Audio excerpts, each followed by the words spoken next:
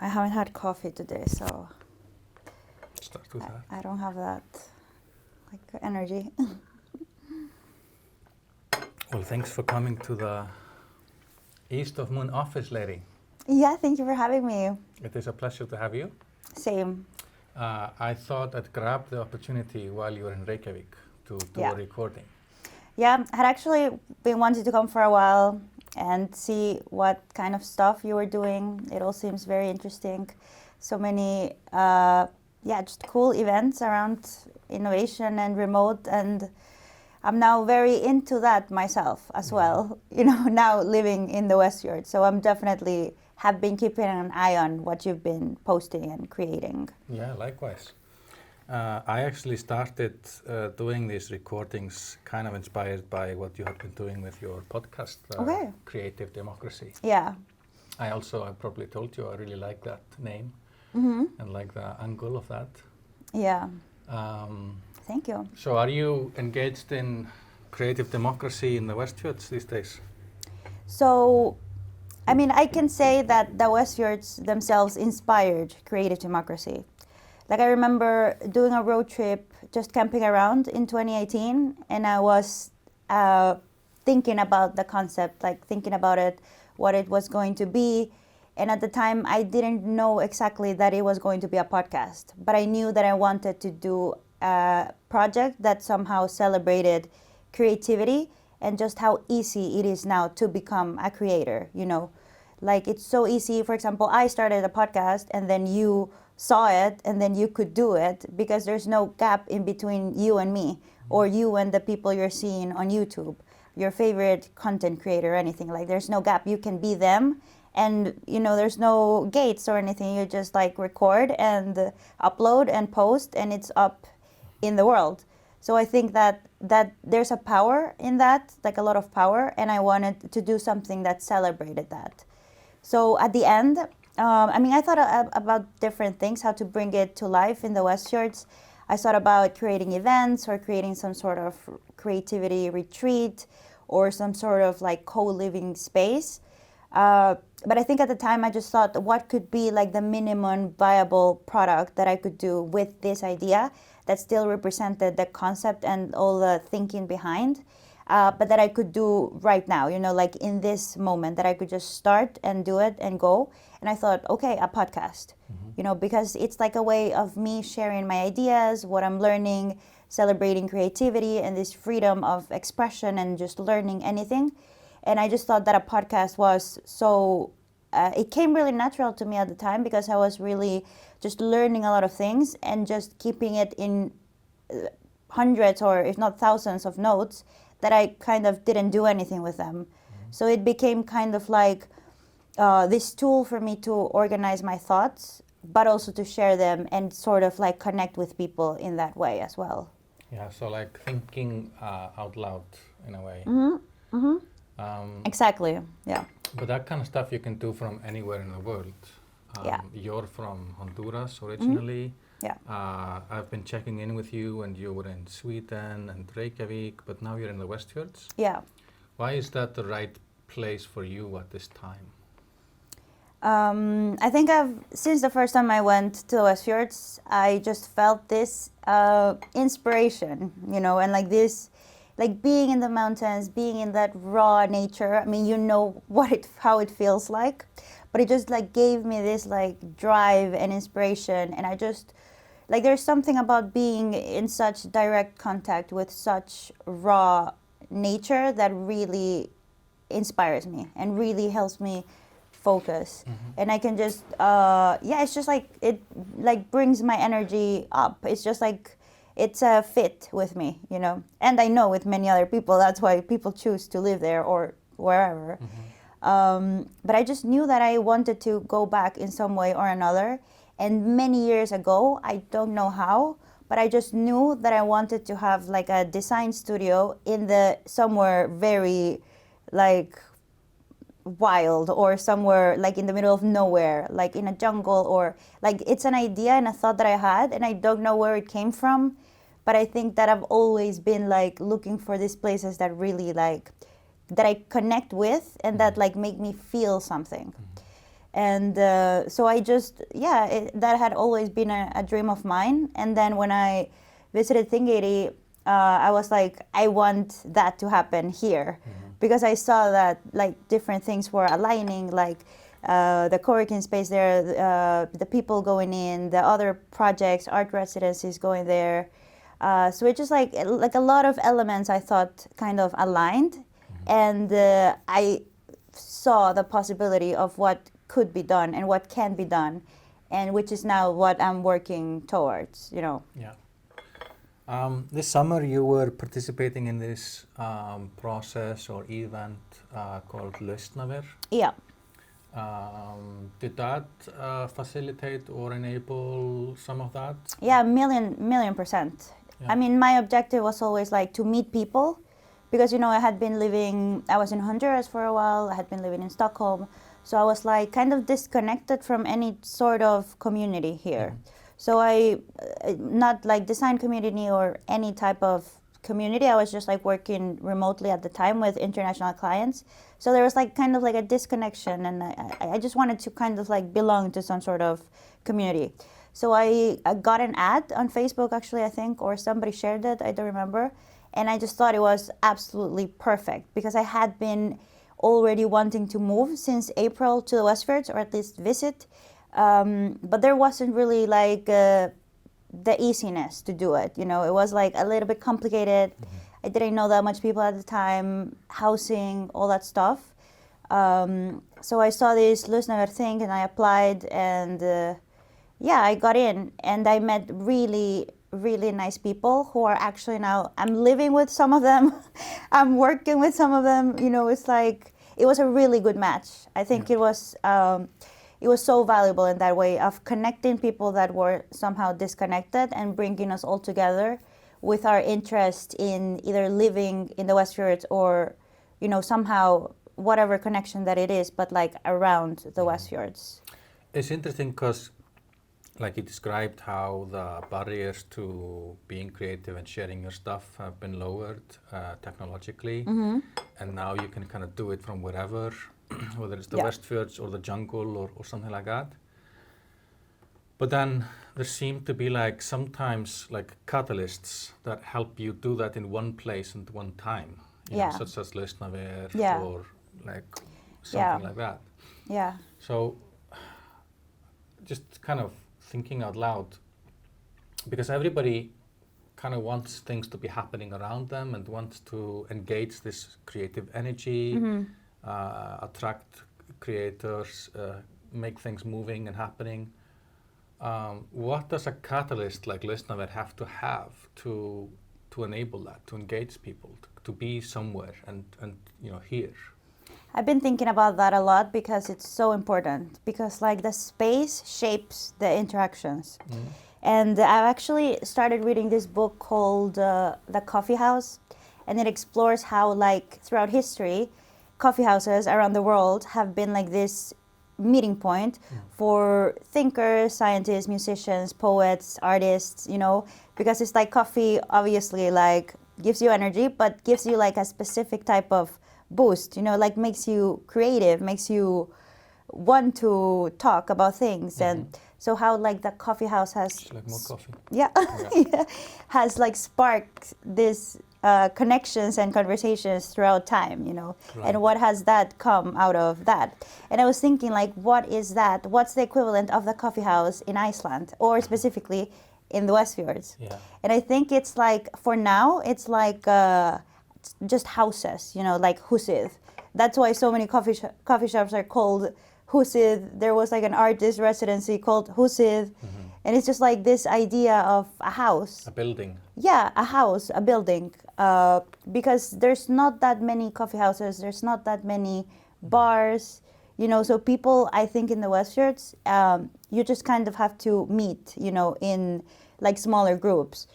But we've also noticed that that's like a problem, because then you only stay with like your little group or people who you already know, and you don't have the chance to, for example, if you're at a bigger coffee house, to meet other people. So I think like that's the challenge, to like, just figure out what that space is the equivalent to in the Westfjords, you know. Yeah. But I think it would be a mix of like there has to be coffee because like coffee sparks so much. Like it can't be. I mean, a bar is okay, but it's like a different kind of interactions that For sure. spawn from when you're like having beer and like, you know, getting in that mood. It's a bit different. But like coffee just like puts you, you know, in this creative energy, creator mode kind of. Yeah, for some people, of course. Okay. It's interesting because now we have, of course, space. You're talking about very physical spaces and very physical things, but what about online spaces? What can bring you into creative mode in online spaces? You know, how can we create online spaces that catalyst or facilitate or bring people together to create together? I think they already exist. I mean, if you've used Miro, you know, it's so good and people love it and it's fun to use and you can get so creative. And I was telling you about this experience I had with Hyper Island, this business school in Stockholm, and they're amazing at creating online experiences. I would say they're like one of the best educational experiences I've had ever. And it was online on Miro and everybody loved it. So I think like the tools already exist, I think, but it's more like it's a skill that you have to learn as well, how to facilitate things digitally, because it's not just like putting together 10 people on Zoom. There comes now this role of the facilitator, which is not a teacher, it's not I mean, it's a facilitator. It's someone who has to design the time, kind of design how you're going to spend the time together, which tools you're going to use, how you're going to interact, and I think it's such an important role now in these like digital spaces. How did it go with Listnaver in that respect? You know, So we had 3 facilitators actually. It was Sonia, Gunnar, Helena. So they were like kind of designing this like space and interactions. And actually, I mean, it is kind of like a thing that you have to adapt to because, for example, me being in this like design space, innovation kind of, I'm used to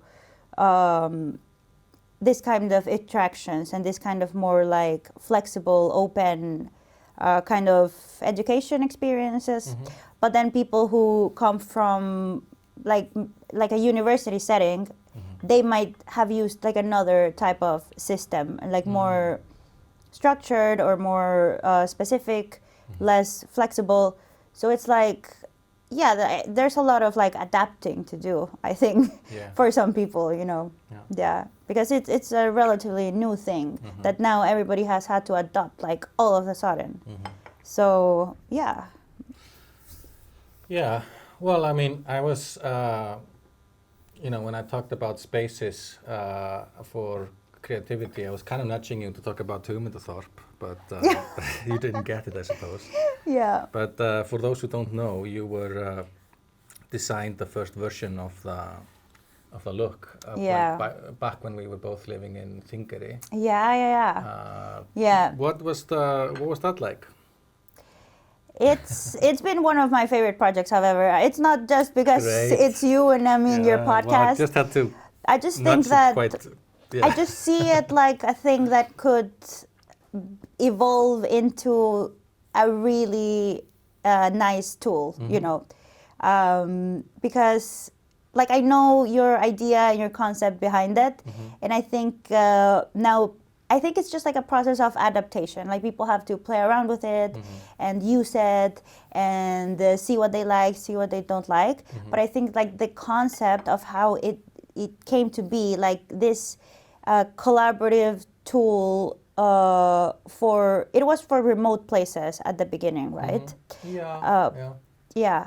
But like what would you say it's like the thing that makes it unique, or like the value that it adds as opposed to other tools like I think that as opposed to other tools, because you mentioned Miro, I think what we want to do with that is, I think Miro is a great kind of replacement for a whiteboard. Yeah, exactly. Where you can definitely sort of connect and collaborate wherever you are. I get the sense that it's more of a temporal thing. Yeah. So it doesn't, just like a whiteboard, it's really easy to kind of, throw things at it, but it's not necessarily meant for long-term preservation or for sharing outside of the design process. Exactly.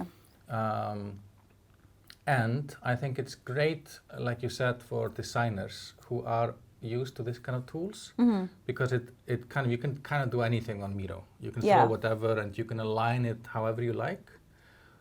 But that's not always helpful for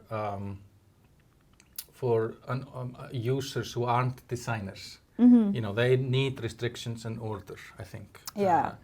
So I think with Missions.dev, like we're calling it now, or Hugmyndathorp, we want to have it like a more of an opinionated, restricted tool that's specifically for sort of creating public value in the sense, because it's like supposed to be open, it's supposed to be the sharing of ideas. It's not supposed to be a tool that you use within a team, but it's supposed to be a tool that kind of transcends a team. And I think, like you said, like, we're starting from a very specific ethos, which is sort of, it could be summed up as creative democracy. Yeah. Of like, the creative process should be something that everyone is able to participate in. Yeah. But yeah, I mean, it's definitely doesn't have the technological bells and whistles like a product like Miro that's been around for like 10 years. But we're adapting and developing. I think what makes it special, it's like it's social, but it's like for, obviously, like the name says so, it's like ideas, it's like for putting up ideas, but in a social way. So it's like nice to have those ideas visualized. But I also heard some feedback like, no, maybe it's better if it's like linear. Right. But what I find special is that it's like non-linear. Yeah. But it's like so subjective. But I think that the value that it offers is that for people who find value in visualizing a lot of information and being able to spot patterns out of a lot of information, that platform allows you to. Yeah. Because, the point is that you add hexagons and then they become like this big kind of ecosystems of ideas. So like having that visual information to me was really helpful. Yeah. But I think it depends on how people like to see their information, because not everybody is like visual. So when the discussion of linear came up, is it like hexagon versus kind of a more of a list thing? Yeah, more of a list thing that you could just like read like that. Exactly. Yeah. It's kind of interesting what people take away from that tool and what they see as being the main principal characteristic of it. So for a lot of people it's the hexagons. For some people it's the hats, the specific way of giving feedback. True. Which is obviously borrowed from these 6 thinking hats and adapted to the internet. Yeah. Excuse me. I mean, what our intention with that was that whereas there are a lot of tools for sort of civic engagement, what they are all trying to enable are some sort of a direct democracy where suggestions are put forward and then they are sort of debated and decided on. Yeah. But taking cue from this concept of creative democracy, we wanted to create something that, where a suggestion was just one step towards something greater. Yeah. So that's why the feedback system is not about deciding on an idea, but more about like, okay, here's an idea, so... Like building on it. Exactly, where can we take this? And so that's also something that we're trying to achieve with that tool, to like get people in that framework. Yeah. Yeah, it is kind of like summed up by that creative democracy concept, because I feel that it does give people a lot of power, to just like put in your idea and have someone like be able to build up on it so easily. Yeah, it's just like, it's so nice. Right. Yeah, like with a specific aim of creating and developing versus deciding, which are kind of two different things. Yeah, exactly. Another feedback interesting that I heard was that like people weren't, like if they didn't have like a very structured idea, they didn't want to put it. Right. Because they saw the questions and they were like, no, I don't know yet. Yeah. But I think like it should be more like you just have an idea and you put it, and then, you know, like a faster kind of process. Mm-hmm. Did you envision it like a faster kind of process, or more like you think of an idea and then you like really work it out? Because I mean, there's like an idea project, right. And so it's like, yeah. I mean, definitely there needs to be a way to kind of brain dump into it, but then there needs to be a way of sorting, you know, and sifting through it. Yeah. And we're thinking about this in terms of the questions. One idea that we have, and we're sort of experimenting with, is that instead of you inserting an idea and getting lots of questions in the beginning, the feedback system, the hats, it would be like an automated avatar that actually asks you questions in a kind of automated way, so that they come one after the other. So you insert something, and then somebody kind of asks you questions in like a comment. Yeah. And then another one. So it's kind of almost like a bit of a chatbot kind of thing. Yeah. Maybe that would somewhat make it more approachable to put things up. Yeah, even like if more conversational kind of. Maybe. Yeah, more maybe. Of a dialogue. Yeah. But another thing we had with Listener also, like I know was a kind of a thing, was this question of whether people should have their ideas shareable, or like open to the public. Yeah. And we struggle a little bit with that because,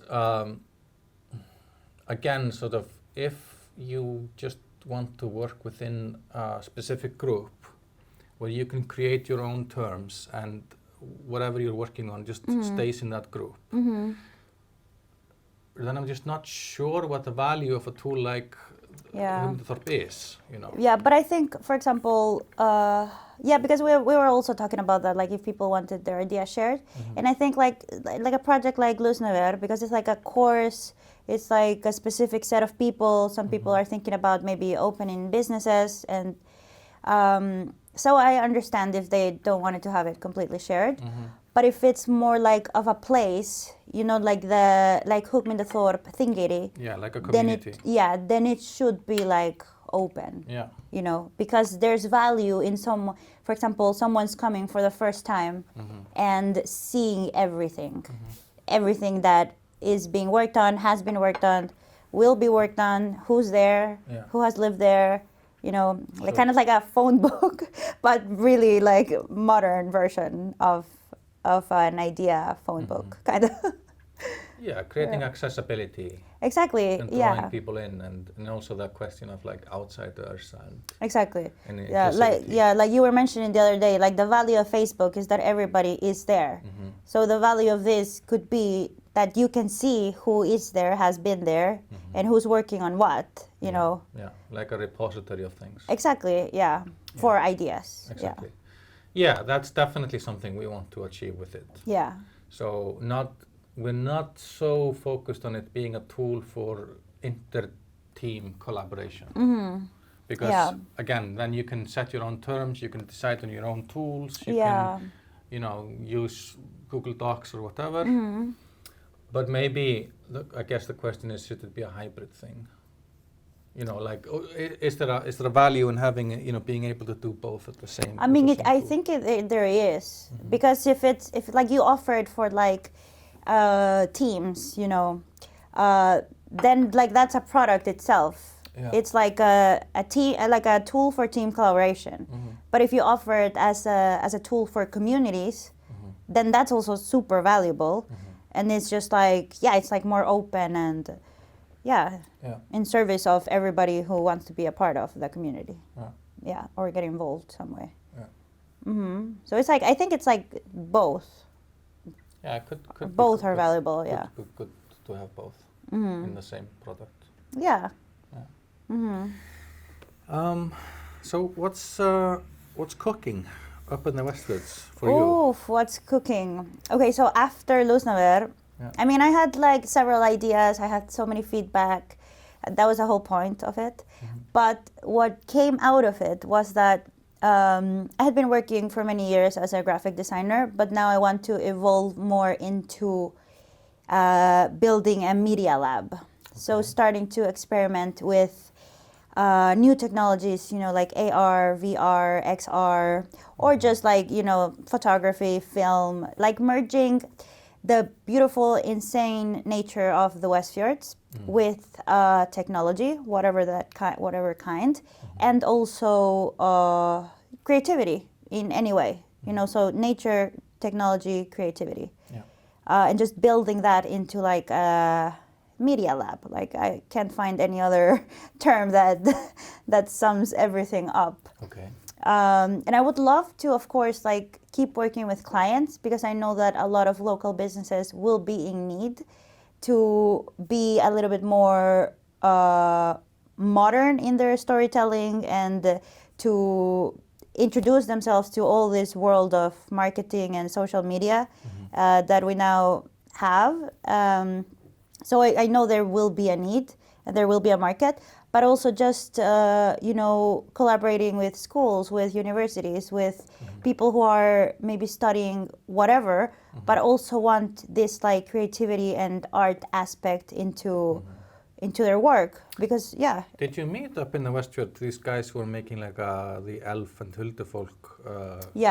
I was incredibly inspired by them, and I even told them like, you inspired me so much, because like I even got to see like their prototype I tested out, and they were like using all this type of different media and just experimenting, very fast, like doing a video and then turning it into something and doing a hologram, and they were. So you want to go like beyond, so like try these new emerging technologies. And stuff. Because I love video. I love anything visual, really. I just love. I love creating it. I love capturing it. But I think it like technology is changing, and of course, as always, and I would love to experiment with all types of different media, because like the nature is beautiful, and there's so much to be done, and also it could be exported, kind of, because not everybody has the opportunity to go to the Westfjords, but maybe digitally they can, and it can have many uses as well. It's not just entertainment. It could be like for health reasons as well, because like being in the Westfjords for me is like total like clarity of mind. I mean, I'm kind of all this VR thing skeptical. I mean, but of course, we talked about that before. I don't know. I sort of, there was a lady, there is a lady in Þingeyri, she's around 90 now, and we were in the Blue Bank, and there was somebody talking about like Google glasses and or like whatever goggles, and how you could like travel around the world with it and see all kind of different things with those glasses. And she said something that kind of stuck with me, which was, she was like totally unimpressed. She said like, I can go out into the field and just with my normal glasses, I can see all these elves and dwarfs and just all these things. And I don't need any kind of special glasses for that. So. And I really understand that, and I see the point, but I think we can't ignore the fact that not everybody can do that, because not everybody has been exposed, to. But what I take away from that is sort of like, why would you need to replace imagination? I mean, why would you need to fill up the? I mean, what all of these mediums have is that they don't show you everything. Yeah. But I feel like what virtual reality is always trying to do is to like have like a total experience of like sound, 3D, everything. But what's nice about art is precisely that you need to fill into the blanks with your imagination. Yeah. But I mean, I think it's not like one or the other. Like we need, it's like not for everybody either. As well as books, you know, they've been around forever and they're not for everyone. Like some people don't like to read books, you know, or not read them physically, just read them digitally. So I think like it's gonna happen, you know, but you don't have to consume it if you don't like it. Sure. As well as like if you don't like meat, you don't have to eat it, you know. And there's still like a kind of twisted industry around it that exists. And I think like, it could go very wrong, and it probably will at one point. With Zuckerberg, Metaverse. Yeah, exactly. I was actually reading this really cool book called No Filter, and it's about like how Instagram came to be, and just like all the strategy behind it, and like then Facebook bought it, you know, and like their ultimate goal is like world domination. Like it's known, like they print that out in like their company communication and everything, like world domination. And that's like very scary, I think. It's so scary. But like they have the resources and technology and everything to build this like metaverse that they now want to build. I think it's fantastic because I ultimately don't believe that people will want this. So that's why I'm thrilled that they're going into that direction. And I think that what I see is like Mark Zuckerberg being desperate to be sort of a leader in innovation. And he knows that, you know, in his dorm room 15 years ago, he created something that at that time wasn't even that forward looking. And now he kind of really wants to be like at the head of the curve. And he's like, what's that? Well, VR, I guess. And personally, because I don't think it will pick up, I'm thrilled that they're going into that direction. So I, you know, sink all your money into that stuff if you like. But I think it will go. I think it will be very big because of this book I was telling you about, Ready Player One. Because like, I mean, it's just a book. It's science fiction, but it just like it feels like that's how it's gonna be. You know, like everybody like having their digital avatar, which we already kind of do have our digital versions of ourselves. It's just like this very like primitive version through social media, but like. Just like having your digital self and be able to create your own world. Like if you like your favorite movie, you can like visit a world of your favorite movie, you know, and like be a part of it. Role play, gaming is so big, you know. So I think it will happen, and I'm excited about it. But I'm also aware of all the things that could go wrong, as with everything, you know. One thing I kind of want to talk about with you, because I'm teaching nowadays, and so I'm tackling and struggling with this format of like, I don't know, sharing information or like pushing people into a direction or facilitating them to learn or see things in a different way, whatever you think that teaching is about. And we were talking the other day, and you were talking about some courses that you were taking in some university thing, and you kind of frowned and put like a face about some philosophy being taught. But then you're watching, I mean, speaking with you, you're like reading and watching a lot of stuff. And we both talked about how we're looking at like philosophy talks on YouTube. That's my thing. Like after dinner, when the kids are being put to bed, I like sit and go on YouTube and get these clips. So I'm just wondering about this kind of learning in the age of YouTube. Because second thing that kind of inspires my thinking is like I also had 2 years ago I had to teach online because of the COVID stuff. A little bit less than 2 years ago. And there it was like, okay, what's the difference between doing it through Zoom or just recording me doing it and telling Yeah. people to look at it on YouTube? And I'm wrestling with these questions. Yeah. Why do you think you aren't engaging with a philosophy class in a university, a specific one, Yeah. but you really like watching it on YouTube? I think it's always like, I mean, you gravitate towards people you like for whatever reason, you know, how they speak, their ideas. So do you think the same people on YouTube, if they were giving a philosophy class, you would like them? I have actually. Like many years ago, I got very into this YouTube channel called The Future, and he was like the guy called Chris Doe. He's always teaching about design stuff, and I learned so much from him. For 2 years, I feel like I did a master's degree on like this like business of design kind of. Okay. And I was like watching him for hours and just like learning, and he was really teaching about like negotiation and how to speak with clients and how to price your work and all of that. And eventually I did go to a workshop in London to see him. And he was like, I was like, wow, like I think the best teacher I've ever seen. But because that's like his personality, you know, like he is like a teacher, he embraces that. So with YouTube, it's mostly that you can decide from a much There's bigger someone pool. for you, no matter what you're into or what you want to learn. Yeah. There's someone for you, Okay. most likely. Okay. You know, so you have like this huge range of teachers if learning is what you want to do. Yes. Yeah. If learning is what you want to do. Yeah. So then design school.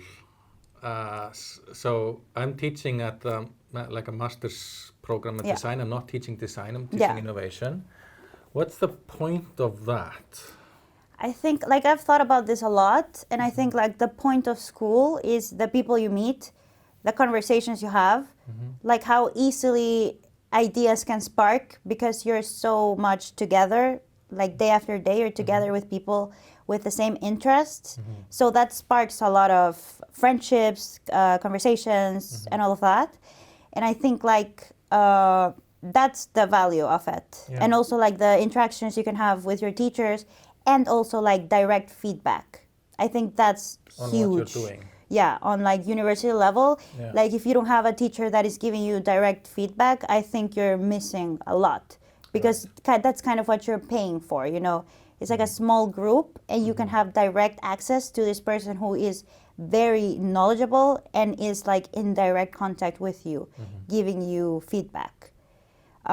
So if the person is just like talking and talking and talking, you might as well just record it and watch it on YouTube on whatever time you prefer, you know.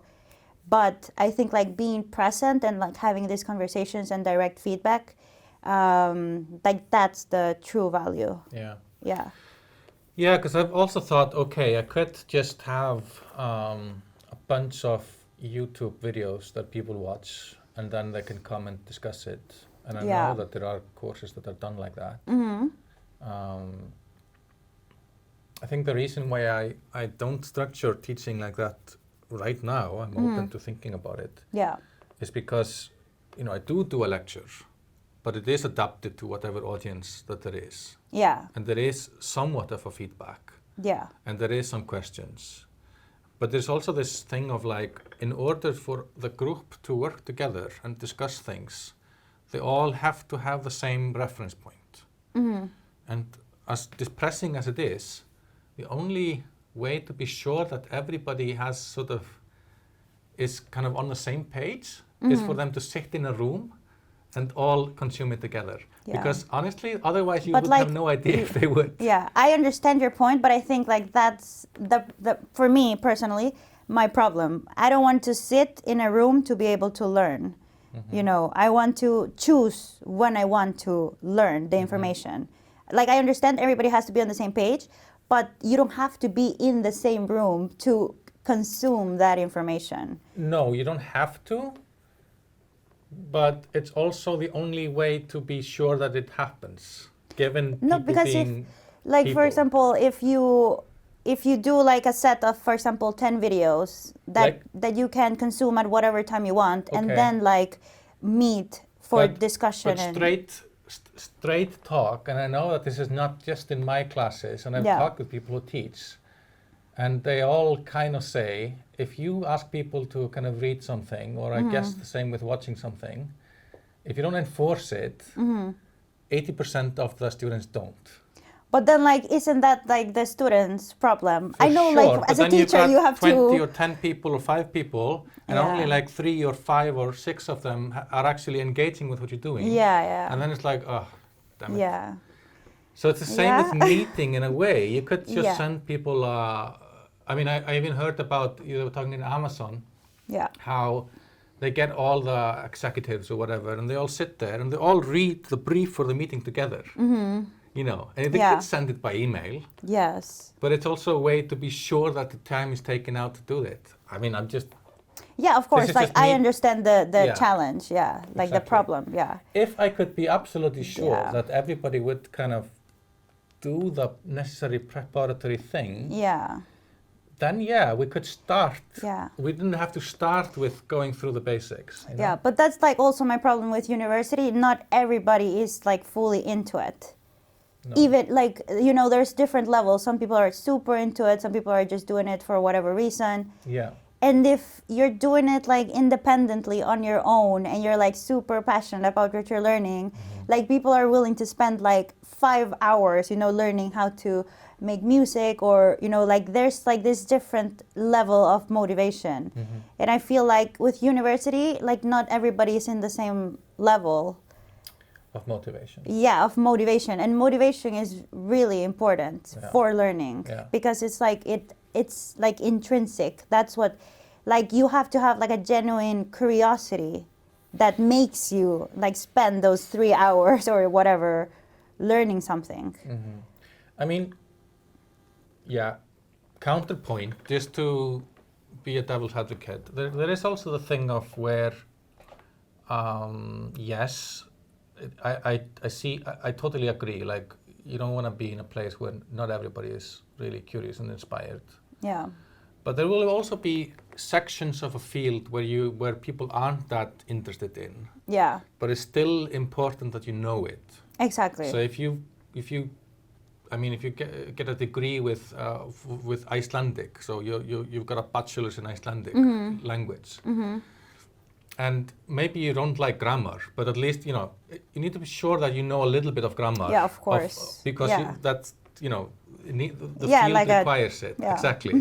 So there is a bit of like... Yeah, I understand. I understand what you mean. And so if it's just like watching random YouTube videos, you might just watch the stuff that you like. Yeah, of course. And not be forced to like that's where, of course, YouTube lacks, you know, and that's why so many creators now have really like take the step to create their own courses, because people are so into or like their teaching so much that they have just like created more like designed courses. Okay. You know, so there's like also like an alternative. Yeah. Okay. Yeah, like I've bought many courses like that, like for web design. So a structured course. Yeah, like more like I found about them on YouTube. I really like their teaching style, and now like I like bought their courses. Yeah, because I've been thinking, with doing some teaching, maybe I should, you know, create structured courses and materials that can be consumed, so that I don't. I also find myself kind of bored with repeating the same material as well. Exactly, it's ineffective and unnecessary.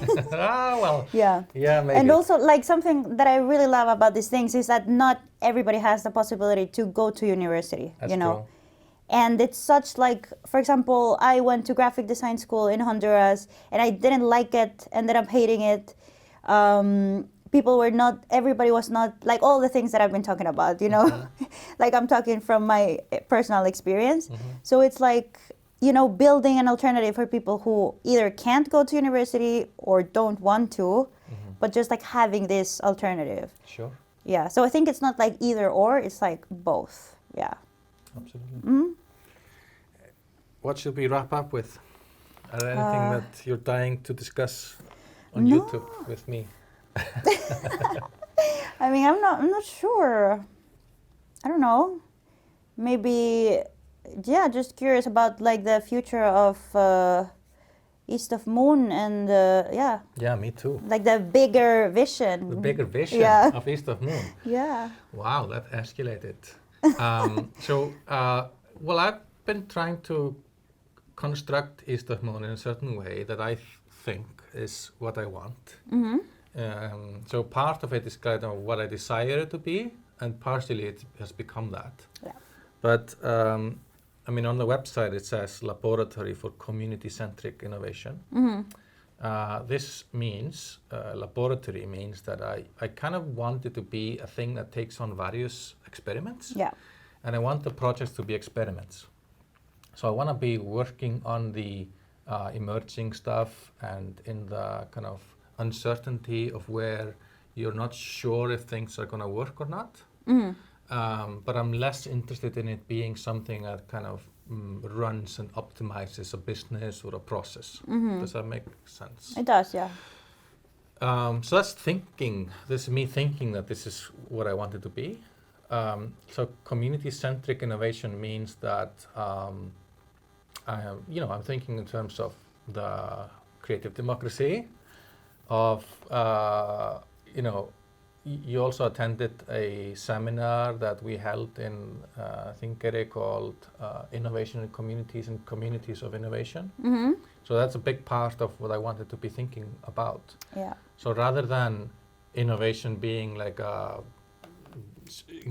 secluded process of a few geniuses that are making a company and capturing the value out of that, that innovation is kind of seen as a social community-centric process. And also that the innovation of communities is through creating communities of innovation. Yeah. So that's the bigger vision. And to somehow build up capacity and knowledge and connections and insights into all these things and be taking on projects. Yeah. At the moment, we've got this software, Hugmyndathorp, Missions.dev. We're also doing a research and development project around innovation in rural areas. Yeah. And then, what is the third thing is kind of, hopefully there will be space to explore in the future. When you talk about these experiments, are they always like coming from you, or are you also open for like collaborations or like kind of like incubator kind of stuff? Yeah, that's a great idea. I think it could be really cool. Yeah. I have somewhat explored that. And I've had a relationship with people that was kind of like an informal incubator where innovators are kind of coming regularly to this office, having coffee and kind of exploring what they're doing. So it definitely is something that I've been thinking about, of blurring because like just now, like talking to you, like with my project Creative Democracy, like it would be so cool, for example, for me to, because like I have this idea of building like co-living spaces in the Westfjords. So for example, using Hugmyndathorp to kind of like gather information on what an ideal co-living space would look like. So kind of like I'm growing through the platform, but it's still my project, but like kind of using it as a tool and to like navigate the whole research stage of the process. Yeah, like that would be cool. Yeah, but and do you mean that would be like something that the East of Moon is facilitating, or? I don't know what that would look like, or just like using the platform, as other. Yeah. But definitely there's a open question of how East of Moon can be accessed and participated within, and how it can be open to others approaching. We have been we have had employees in the last few months, but yeah, definitely it would be so cool if we would have this relationship with people who were doing their own thing, but somewhat using the space that East of Moon is. Exactly, yeah. Because you offer that like kind of platform to organize information and ideas, which a lot of people could find useful Yeah. when building up a project or something. Yeah. But not just through the the digital platform, but just Yeah. like East of Moon as Yeah, as an exactly. entity. Exactly. Yeah. Yeah. Mm-hmm. Yeah. Maybe I should formalize that in some way. Yeah, I think so. Mm. Mm-hmm. So I don't know how that would look like. Yeah, me neither. But I mean, should I put up a website and people apply to be yes, part of I the think so. what is it called? The East of Moon? Yeah. The East of Moon incubator or? Yeah, like East of Moon. Yeah, I don't know. You would have to find a good way to phrase it. A cooler name for it. Yeah, because it would be cool to be part of an ecosystem, like that East of Moon could become like this ecosystem of related projects. Mm-hmm. Yeah, kind of like a network, ecosystem, community, support. What do people need? I think to be connected with others who are doing similar stuff, even if very different, but like to receive that feedback like we were talking about. Right. That you don't have to join a course or something to be able to have access to people who can give you very valuable feedback, and like this exchange of ideas kind of for people who are interested in the same kind of like Gotcha. innovation. Yeah. Yeah. Yeah. Yeah, I mean, maybe because we are recording now, and it's gonna go in the East of Moon channel. Yeah. So in some way, it's one step towards that. Yeah. And then we're doing the digital platforms. Yeah. But I think we're missing a link for that to be able to happen. Yeah. I mean, maybe we should start doing like formal programs like an accelerator or decelerator. Yeah. A place and a time Yes. for people to apply and kind of work with. Yeah. Yeah. Uh-huh. That could definitely be one way. Mhm. Yeah. Mm-hmm. Interesting. Yeah. Or just like a space, like going back to holding the space, because you're saying you're a laboratory, you're a lab. So just like, I don't know, like bringing people together into a space. Yeah, I mean, we've got a great office space here, and I would love if there was more space on this floor to have like just the possibility of, people circling around. Yeah, that would be able- amazing. If you were in town for a few days, you could have your office space here and stuff. Perfect. Would be like Yeah. dream. But it's just right now not possible. I mean, there isn't the space. Because then it's like then it's a co-working space. Then it's like I wouldn't mind, I'm thinking. it would be amazing. I think the problem with a lot of co-working spaces is precisely that they don't have a specific enough intention. True. So I wouldn't mind East of Moon having a co-working space Oof, that it yeah. would be like not a co-working space. For yeah. like community Exactly. innovation. Exactly. Just for Yeah. a very specific thing that you're working on. Yeah. And very specific people. It's not like you just show up and you Yeah. pay something and you go. I really love that idea. We just need Yeah. like a How- little bit more space. What is it again that you call East of Moon? Like a laboratory for... CommunityCentric Innovation. Yeah. So like a co-working space for community-centric innovation. So it's some sort of a hybrid of being in a... Because it's not like it's not all that East of Moon is, but it's like something that it offers for your mission of community-centric innovation, Exactly. Exactly. It's So- like a little piece of the puzzle of your mission. Yeah. Yeah. So what it could serve some of the benefits of being in a university setting. Mm-hmm. It could Yeah. be somewhat like an incubator where there is some support and network and community. Mm-hmm. You could be collaborating within projects that East of Moon is having, Mm-hmm. so in a freelance way or kind of as an employee of East of Moon, but not Yeah. in a formalized way, Mhm. like it wouldn't have to be just that. Exactly. Yeah, it would be cool. Yeah, that would be cool. Yeah, maybe I need something like that. Yeah. I also I think feel you like, should make that happen because I would be there like this. no, well, you're gonna be in the Westfjords. But still, like I sometimes need to come and For like sure, yeah. Oops. Yeah, that's also what I was. But I feel like I need it as well because I get Yeah. bored with my Yes. projects if I don't have like external input. everybody. Yeah, I do as well. yeah. And there's like gaps in your vision, you always need that outsider perspective. Okay, so if somebody out there has a bigger office space that is not prohibitively expensive, currently in Reykjavik, but we could look at other places, let me know. Yeah. Or we could start with a temporary thing, like a decelerator somewhere. Yeah, exactly. Like what's a smaller version that still maintains the concept, you know? Yeah. Mm-hmm. Yeah, like a minimum viable product. Exactly, yeah, exactly. Awesome. That's nice. Mm-hmm. Yeah. Yeah, stay tuned. Let's make that happen. Let's make that happen. Let's make it happen. Yeah. I think a lot of people need it. Yeah. Yeah. And it would be appreciated. Yeah. We have to stop so we can make more coffee. Yes. So that was nice. Yeah, it was Thanks for coming amazing. by. Thanks for having me. Always a pleasure and Yeah. so much fun talking to you Absolutely. always. And check out Leiry's podcast on Spotify. Yeah, it's everywhere. Creative Democracy. Yeah. So a lot more interesting stuff there. Yeah, that's it.